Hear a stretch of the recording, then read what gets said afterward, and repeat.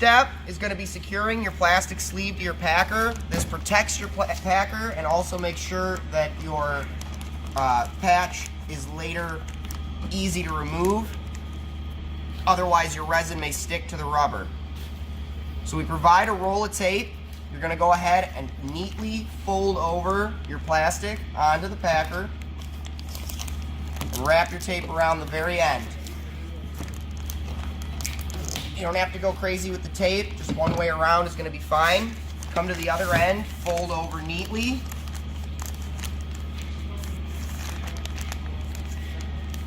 Take a spare piece of tape and secure in the middle. Keep the fold nice and neat. Come to your very end. And again, wrap your tape around tightly, making sure that the plastic is neatly folded.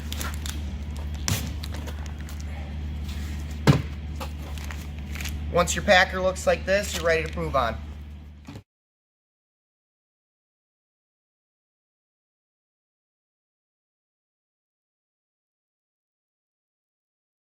So all of our packers connect by simply screwing it together.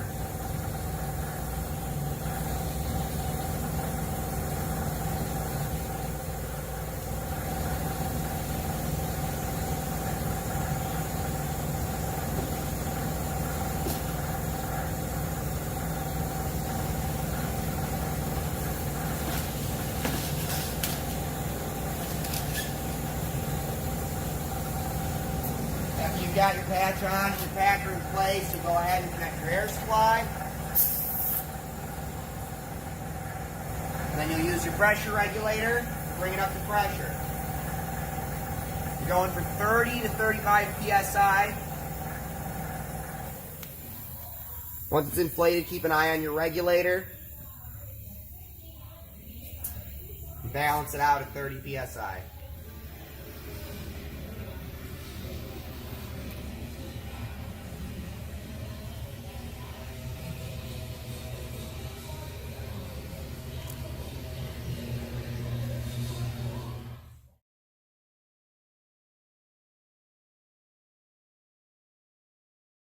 We provide 2 sets of gloves for 2 people, a total of 8 gloves. We recommend that each person wear 2 sets. So put 1 set on, overlap. You'll see why momentarily. Secondly, before you start, make sure that you have your fiberglass laid out and draw a center line on the matte side of the glass. This is the matte, this is the lace. Once you have that center line drawn, your gloves are on, and the plastic that we did before is on your packer, you're ready to begin. Flip your mat over so where the lace is exposed first. Make sure that your ties are within reach, your trowel is within reach, and your resin. Once everything is in place, you can begin. Your resin is going to be a pull-apart clip. You're going to pull up and remove. The UV bag will slide back. The Desi pack and the UV bag can be discarded. Begin mixing. Grip firmly on either side and shake. There is no set amount of time in which it takes to mix resin. You are going for color and consistency, not for time. So the faster that you can do this, the more working time that you can have on your actual installation. Once your resin reaches a consistent caramel color, you are ready to begin your wet out process. On the corners, it tends to gum up. You want to make sure that you get that resin out of the corners and it thoroughly mixes. Once it's reached that nice caramel color, you're ready to proceed. Grab a knife and cut a small hole in the top. Do not cut the whole bag open, as it will pour everywhere and you will lose your resin. You do not want to do that. Pour half of your resin on the lace side. Again, remember to start on the lace side. It is very important. Otherwise, you will needlessly flip the mat over more times than you need to. Pour about half your resin. Be conservative on the first half. You will always have more resin than you need. It may not look like enough, but it is always enough. Now, spread the resin from side to side making sure that you eliminate all white spots.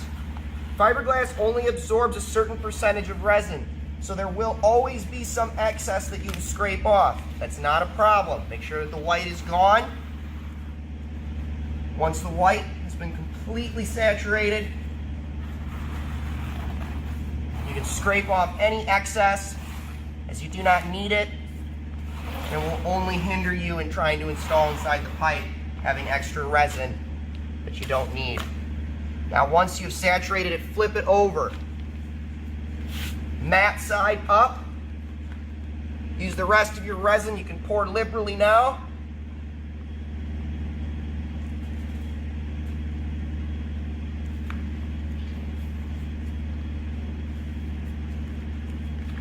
And repeat the process on the mat side.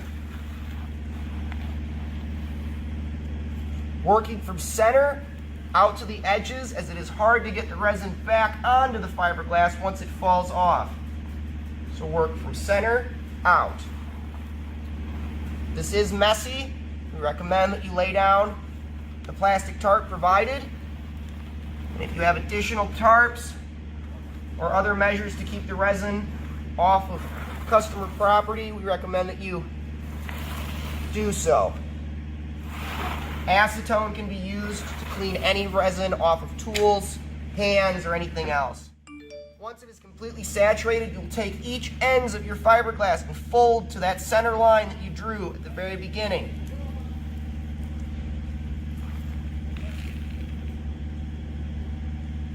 Overlap only slightly, even just 1/8 of an inch, just to make sure that both edges are touching, so that there are 2 layers of fiberglass before you proceed.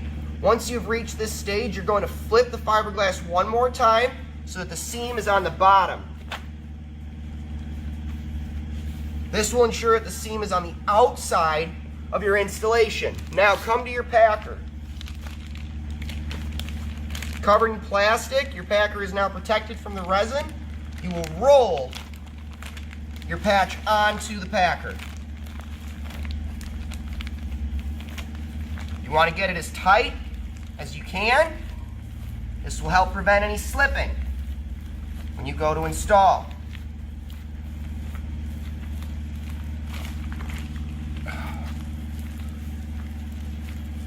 Once you have rolled it on, you will then turn to either your wire or your zip ties. Depending on the installation, you may have to use zip ties to provide a tighter hold onto your patch.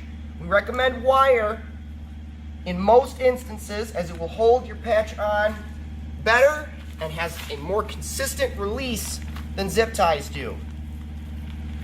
We recommend a minimum of 3 wires or zip ties to secure your patch. 1 on the end, 1 in the center, and 1 on the other end.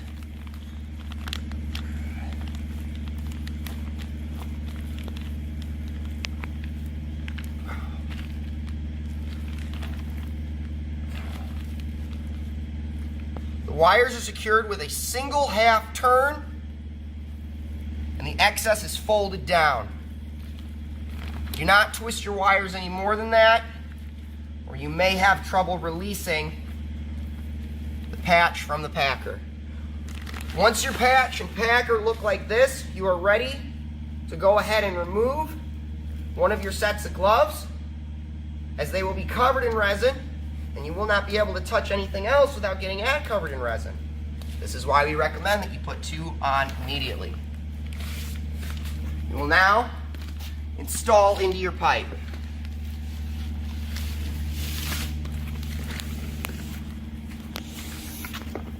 Once your patch has reached its destination, you will inflate.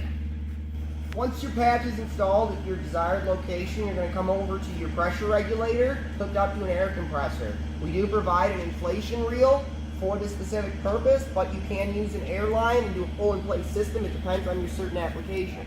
We're using a 4 to 6 packer, which takes about 35 psi. So we're going to go ahead and start increasing our regulator pressure.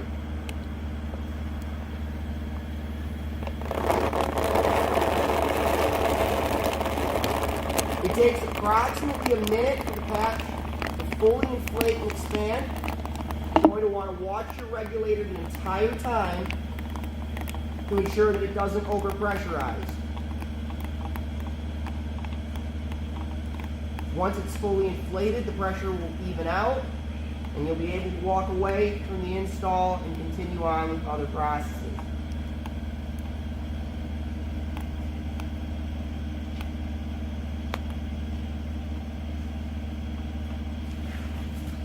As you can see, we've reached 30 pounds of pressure, and he's holding.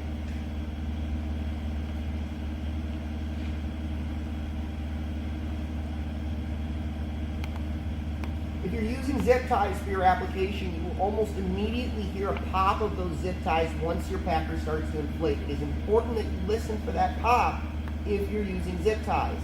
If the zip ties do not release, that will cause a problem in the installation down the road. You can also have a camera position to see those pop, but the most effective way is to listen. It has a distinct sound of the zip tie popping. Once you've reached your pressure, it takes approximately 2 hours for the patch to fully harden.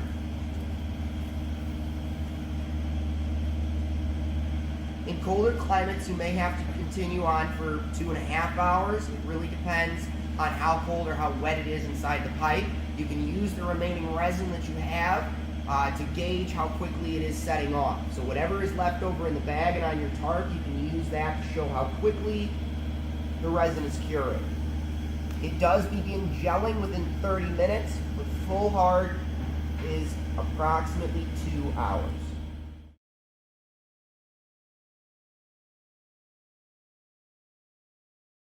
After about 2 hours, your patch is going to be cured. The first step is to go ahead and remove your air supply.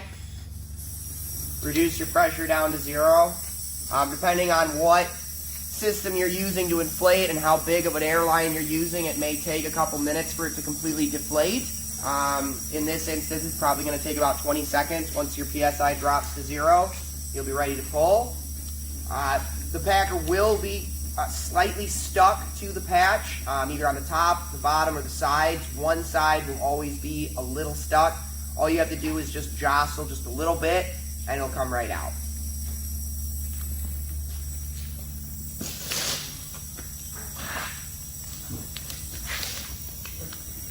So have a little bit more to go. You can still hear the hissing of the air.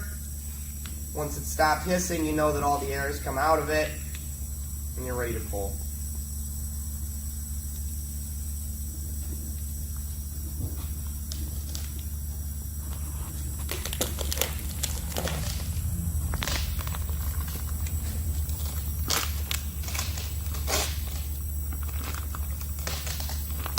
In some instances, you may want to twist to release the plastic from the actual patch.